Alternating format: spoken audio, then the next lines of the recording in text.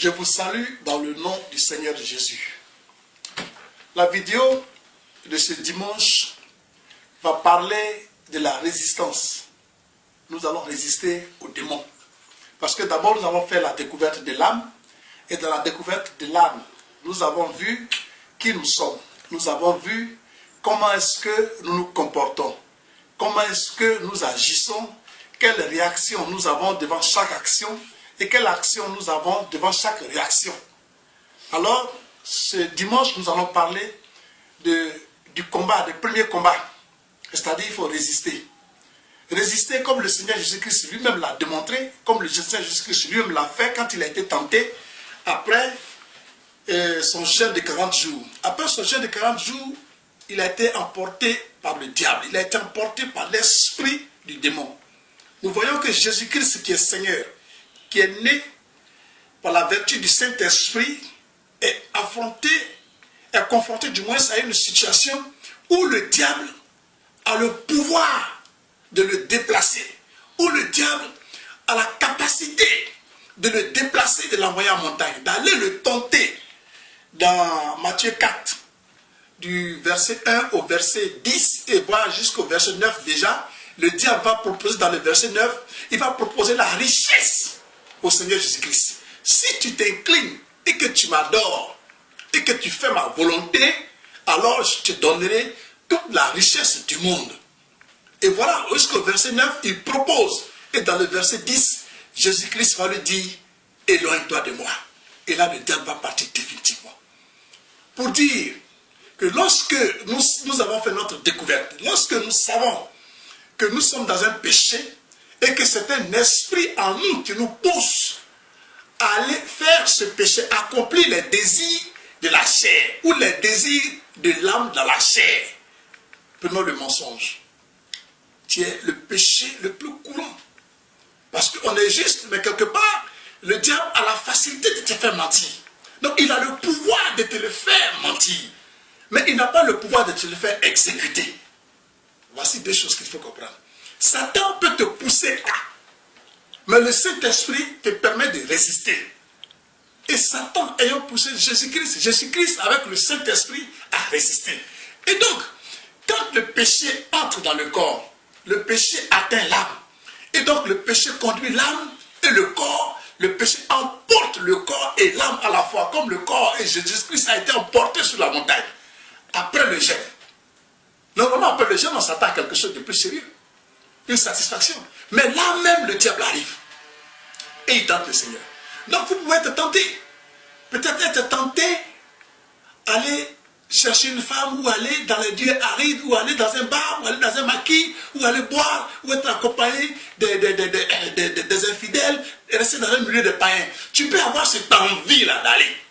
Et quand tu as cette envie-là, il faut savoir que c'est le démon qui aime ce lieu-là, qui est en toi, qui veut envoyer ton corps et qui veut envoyer ton âme aller le suivre.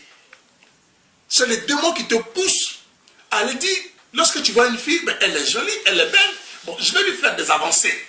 C'est le démon qui est en toi, qui veut faire les avancées à la femme. Alors le démon utilise le corps et ton âme, et il envoie tout ce paquet-là vers la femme, vers la fille. Et quand la fille accepte, après c'est l'adultère. C'est de la même façon que le démon a utilisé Ève pour aller manger le fruit interdit. Elle n'a pas résisté. Elle n'a pas résisté. Si elle avait désobéi, on ne serait pas là.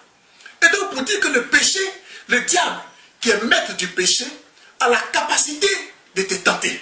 Ça c'est normal. Jésus a été tenté.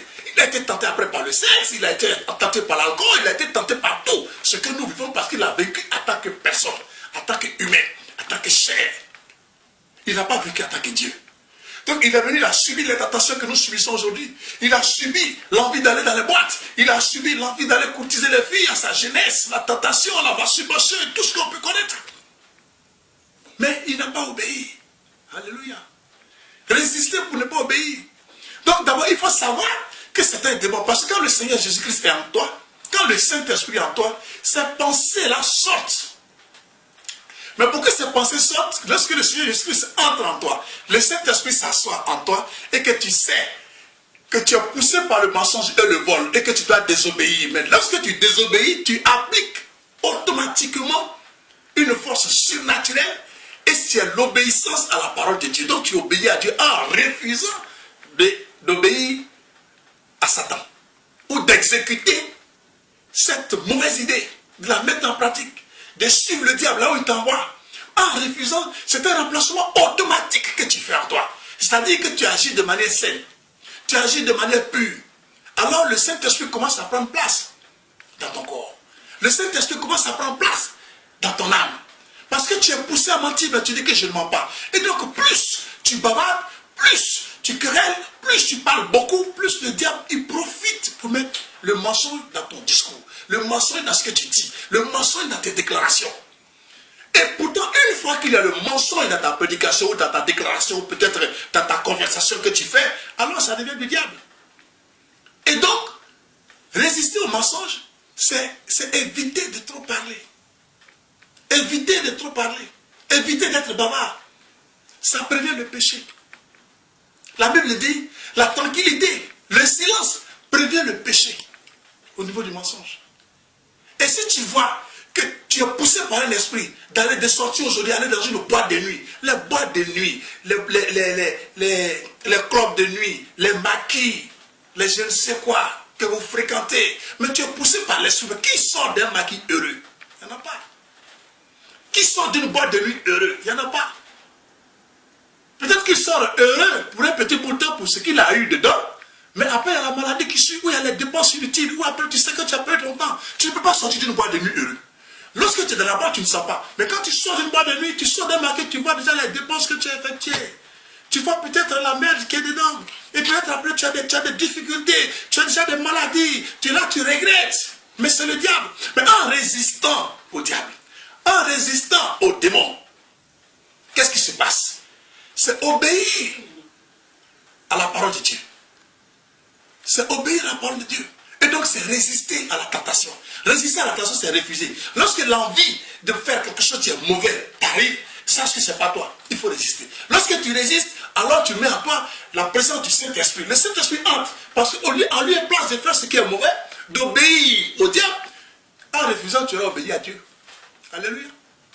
Tu vas tout simplement obéir à Dieu. Mais l'Esprit va te pousser, tu vas te pousser à des promesses. Ah, si je vais dans ce lieu, je vais rencontrer des hommes d'affaires. C'est dans les marquis qu'on fait les bonnes connaissances. C'est dans les marquis que ma copine a eu peut-être son mec. C'est en sortant quelqu'un a pu trouver son blanc. Mais c'est faux.